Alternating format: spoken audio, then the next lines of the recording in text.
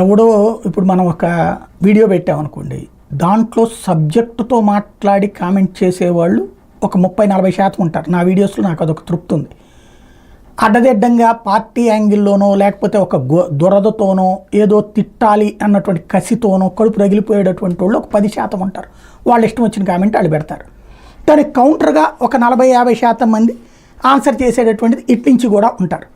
ఇది సహజంగా నేను రోజు చూస్తాను. అయితే ఒక 10,000 వ్యూస్ ఉన్నాయి ఒక వీడియో అనుకుంటే, ఇందులో కామెంట్లు ఒక 100-200 ఉంటే, అందులో జరిగే ఈ 10 గురించి ఆలోచిస్తూ కూర్చుంటే మిగతా 90 గురించి మనం ఎందుకు, వాళ్ళందరి ఇష్యూని ఎందుకు వదిలేయాలన్న కోణంలోనే పని చేసుకుంటూ పోవాలి. ఇప్పుడు ఎవరో ఏదో అన్నారన్నది కాదు కదా, మనకి ఏది తెలుసో ఆ సమాచారం ఇవ్వడం. నచ్చచ్చు నచ్చకపోవచ్చు, అందరికీ నచ్చాలంటే భగవంతుడికి కూడా సాధ్యం కాని పరిస్థితి. ఇది సహజంగా ఉండాల్సి. అయితే నెటిజన్స్ అన్న పేరుతో మోడీ మీద విషయం చిమ్మే ఒక కథనం రాసుకొచ్చింది నా ఆంధ్రజ్యోతి. ఏంటంటే ప్రధాని మోడీపై పుతిన్ గుర్రు ఏంటంటే, అజిత్ దోవల్ రష్యాకి వెళ్ళాడు, అక్కడ ఏది మొన్న పుతిన్ కోప్పడ్డాడు, ఉక్రెయిన్కి నరేంద్ర మోడీ వెళ్ళడంతో కోపగించాడు. ఆ కోపంతో వెంటనే భయపడ్డటువంటి నరేంద్ర మోడీ అర్జెంటుగా అజిత్ దోవల్ని పంపించాడు. ఎందుకంటే అజిత్ దోవల్ నరేంద్ర మోడీల మధ్యన జరిగినటువంటి వీడియో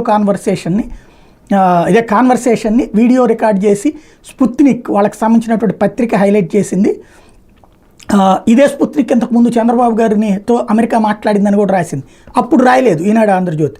ఇప్పుడు దీంట్లో మాత్రం స్పుత్నిక్ వార్తని హైలైట్ చేస్తూ దాన్ని చూస్తే కనుక నెటిజన్స్ కింద చెప్పారు, పట్టి మాట్లాడుతున్నాడు దోబల్, దాంతో భయపడ్డట్టున్నాడు, నరేంద్ర మోడీ భయంతో అర్జెంటుగా పంపించినట్టున్నాడు అని. కామన్ సెన్స్ ఉంటే ఆయన మాట్లాడేది రష్యాలో, పుతిన్ రష్యన్ లాంగ్వేజ్లో, ఈయన మాట్లాడేది ఇంగ్లీష్, అర్థమయ్యే విధంగా జాగ్రత్తగా మాట్లాడతారు. నెంబర్ 1. రెండవది, పుతిన్ దగ్గరికి అజిత్ దోబల్ వెళ్ళాక చైనా వాడు లడఖ్లో నుంచి సైన్యాన్ని వెనకబట్టుకుపోయాడు అంటే నరేంద్ర మోడీ చేసినటువంటిది ఉపయోగపడింది అక్కడ.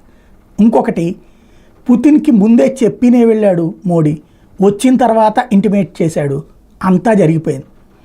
అదే పుతిను రేపు పొద్దున మళ్ళీ జరగబోయే బ్రిక్స్ సదస్సుకి రమ్మనమని చెప్పడం, ఆ బ్రిక్స్ సదస్సులో ప్రత్యేకించి మీటింగ్ అని చెప్పడం. అదే పుతిన్ ఉక్రెయిన్ నుంచి వచ్చినటువంటి మోడీకి చైనా, బ్రెజిల్, మోడీ, భారత్ కలిసి మా సమస్యను పరిష్కరించండి, శాంతి చర్చలు జరపండి అని అతనే మాట్లాడాడు. ఇవన్నీ తెలియాలి కదా రాసేటప్పుడు. మోడీ మీద ద్వేషం అణువణువున ఉంది.